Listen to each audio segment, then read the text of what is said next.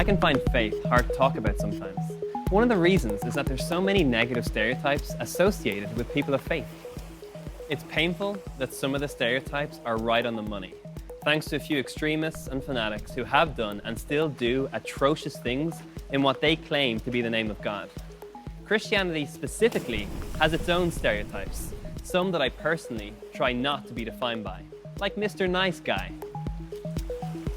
Now, there's nothing wrong with being nice. In fact, please be nice. But if I'm just a nice religious person who shows no real emotion or passion about what's right, then that's not great. Or if I'm Mr. Nice and get walked all over and show no backbone, then that's not great either. This common misconception of the Christian faith can be best summed up by Ned Flanders from the long-running cartoon The Simpsons. He is the ultimate super Mr. Religious Nice Guy, at least on the outside.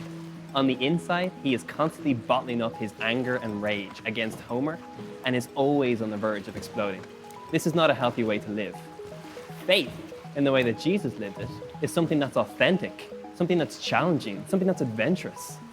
A life in where your desires and emotions are not a secret to be hidden, but an energy that can be used to bring about change. For example, my faith helps me to express the emotion of anger. Now, we usually think of anger as a selfish and destructive emotion, and it often can be. But anger in and of itself is neither a good nor a bad thing. What matters is what makes you angry and what you do with that anger. Do you lose your head and fly into a furious rage when somebody puts too much cheese into your chicken roll? That's unhealthy anger. You should look into that. But there are things that we should be angry about, like inequality, injustice, poverty, oppression. When I read about the life of Jesus, he challenged these things head on. And he wasn't just gentle. Injustice made him angry, but his expression of anger always brought about change. Early in Mark's Gospel, Jesus got angry at the religious leaders because they had their belief system backwards. They were convinced that no work could be done on the Sabbath, the day of rest, even to the point of healing someone. They seemed happy enough to let the needy suffer on when they knew full well that Jesus had the power to heal. So one Sabbath day, when Jesus saw a man with a crippled hand and went to heal him, it made the religious leaders whisper judgmentally to each other and look for an opportunity to condemn him. This made Jesus angry, and rightly so, because their understanding of obeying the law was more important than loving and helping those in need. But their resistance didn't stop Jesus. He went on to heal the man. This is the interesting thing about anger and love. Jesus' anger is expressed in love towards the man who needs healing. And Jesus' love is expressed in anger towards the Pharisees. By getting angry at them and defying them, he's holding up a mirror to them and basically saying, look at what you've become. You were made for more than this. And this is not the only time that Jesus got angry. When he came across people using the temple, God's house of prayer, as a marketplace and as a shopping centre, instead of a place of worship, he got angry. He flipped over the tables they were using and cleared everyone out. This isn't saying that Jesus lost control or that he was anti-business. These profiteers had lost their run of themselves, and it was the poor who were paying the price. They were getting in the way of people trying to connect with God in a very special place. Jesus was passionate about not letting anything get in the way of people trying to connect with God, or let anything get in the way of him expressing his love for those who needed it the most. Mr. Nice Guy might look lovely and religious, but he's not what Christianity is about. If faith was a swimming pool, he'd be the guy in the Speedos, the pink armbands, standing on the edge and dipping his toe in. Following Jesus involves all of me, and is more like diving in at the deep end.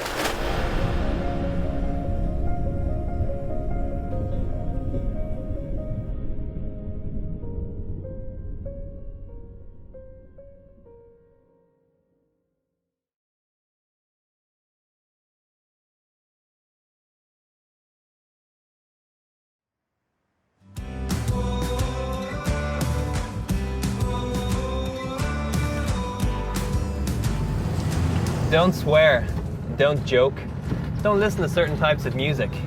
Don't be seen in pubs, nightclubs, dark alleys. Don't dress inappropriately. Don't shop on Sundays. Don't have too much fun, okay? With a misleading list like this, you could think that Christianity is more about what we don't do rather than what we can become. And you could be forgiven for thinking that Christians are just boring or spend most of their time just trying to follow a bunch of rules. But if you were to read a full gospel, I don't think you would say that Jesus was boring or that he acted as some sort of a rule enforcer. He was more concerned about people understanding the fullness of life, and so any Christian who gets this should reflect it. However, truth be told, our society actually really values rules. Like, take away the rules of the road and the motorways would be mayhem. Take away the rules from the local zoo and you'll be afraid to leave your house. Heck, take the rules away from school and it would be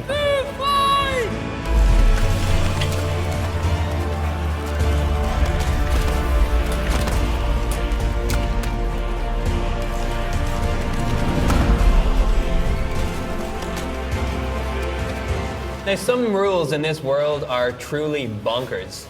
In Florida, USA, it's illegal to pass wind in a public place after 6 p.m. on Thursdays. In Japan, it's illegal to be overweight, the same country that brought us sumo wrestling. Only a registered electrician can change a light bulb in Victoria, Australia. And in Ireland, apparently a free man of Dublin City is allowed to graze livestock on public greenery, which our own U2's Bono took full advantage of in the year 2000.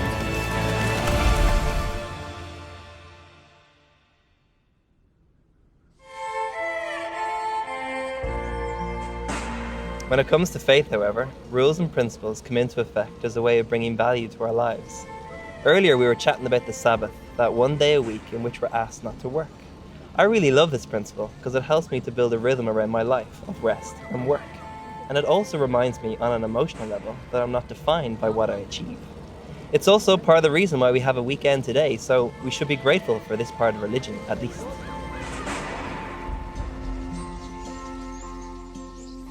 The problem when rules become the sole focus of Christianity is the type of person it produces, like hypocrites, judgmental types, or people who struggle with a superiority complex. They, by keeping the rules, think they're better than other people, and so they elevate themselves and downgrade others. What's interesting is that this was one of the things that Jesus was quick to speak against, and as he often loved to do, he told a parable about it to hammer home his point. In this story, there was a tax collector and a religious leader that found themselves side by side praying in a temple not unlike this one. The religious leader prayed, "Oh God, I thank you that I am not like other people, robbers, crooks, adulterers, or heaven forbid, like this taxman. I fast twice a week and tithe on all of my income." The tax collector prayed, "God, give mercy, forgive me, a sinner." Jesus' response puts the whole thing in perspective. He elevates the heartfelt response of the tax collector, who recognized his mistakes and looked to God for forgiveness. But Jesus strongly warned the religious leader by saying, "If you walk around with your nose in the air, you're going to end up flat on your face." It's not that he's wrong for keeping the rules, but that's all he's doing, and he thinks he's great for doing it. He became proud and hateful towards others. He thinks God owes him, or that he's entitled above everyone else. But what he's forgetting is the most important commandment of all, to love the Lord your God with all your heart, and to love your neighbor as yourself. Christianity has always been a relational thing between God and those he has created. What I find interesting is that the efforts that this religious leader goes to keep the rules, at the same time he's destroying what should matter most to him, his relationship with God. If anything, we as Christians should be the best example of humility. We are the family of misfits and screw-ups who recognize our shortcomings but know the freedom that God's forgiveness brings. So following rules or principles for me is only in the context of trying to live like Jesus. How we spend our time, our money, what we're like as friends, family members, boyfriends, girlfriends, are all shaped by the life of Jesus. He gave his life for me, and that's why I'm so passionate about trying to live like him.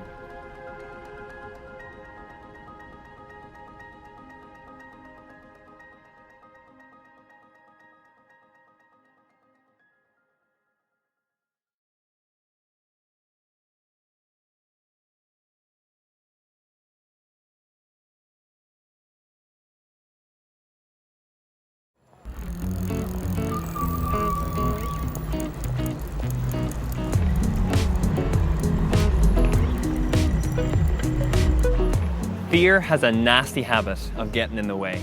It can hold you back from pursuing your dreams. It can convince you that you're not good enough.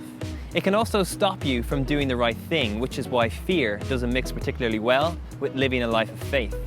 C.S. Lewis cleverly suggested that when Christians become too focused on the afterlife, they become of no earthly use. It's as if some people misinterpret the commands of Jesus about living in the world, but not of the world. They convince themselves that Christian living is living safe, like in a protective bubble, and live life like the world around them is something to be feared, and something that they have to protect themselves from. The problem with this kind of understanding is that it keeps life out, people out, and robs us from our ability to make a difference. It creates the stereotype of Christians living out of fear. If Jesus gave in to fear at any point, he never would have encountered the people who needed him the most. Or he never would have stood up for the voiceless against the religious leaders. Or he never would have traveled to Jerusalem knowing that he was walking to his death. One of Jesus' disciples, John, wrote a powerful statement in one of his letters to the early church. He said, "There is no fear in love, but perfect love casts out fear." Now, don't get me wrong. I'm not saying that being a Christian makes you immune to fear. But the more we begin to understand and trust in God's love for us, the less power fear has over us. The more we know we're loved, the less we're afraid to do the right thing, or the less we're afraid to fail or even be rejected. I know from my own experience, looking back, when I struggled to be loved, that's when I was the most insecure, when I worked to try and earn love, when I people-pleased.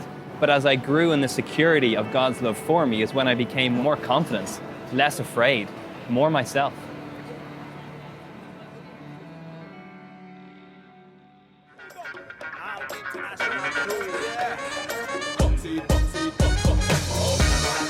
It's like there are two ways I can live my life for God.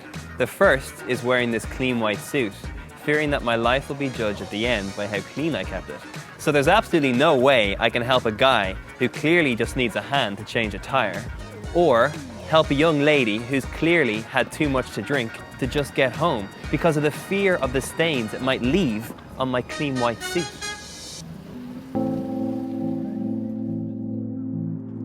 Or I can see my life as a light that is supposed to go to places where there is no light. It means bringing love to places where love is hard to find. It means bringing hope to those who have lost hope, caring for those that others treat as invisible.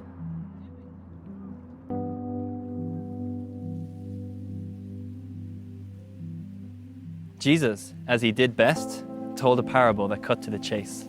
It's often called the Good Samaritan. It's about a man who's walking on a road like this from Jerusalem to Jericho. As he's walking, he gets ambushed by bandits.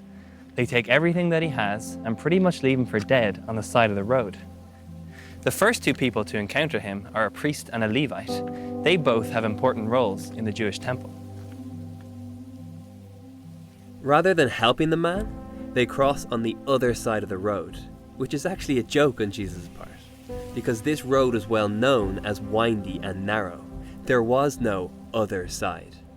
The picture Jesus is painting is of these religious leaders either stepping over him or climbing around him.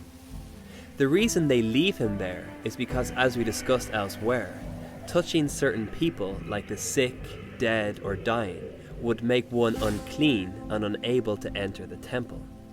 In this story, living out their faith for them meant walking past the dying in order to stay clean and perform their religious duty. The next man to come along is the hero of the story. He is a Samaritan. Many Jews despised Samaritans because they did not live by the same religious rules. But instead of walking past the man, he helps him, tends to his wounds, delivers him to a local inn, and even pays for his medical care. For the priest and the Levite, their fear of getting their religious observance wrong actually stops them from loving. And it's when Christians misunderstand the Bible or Jesus' teaching, that's when things get messy and people become selfish. For the Samaritan, love is just how he lives. It's parables like these that dismantle the negative Christian stereotypes. And they remind me what following Jesus is supposed to be about. To live, like really fully live, not defined by fear, but but out of love for others.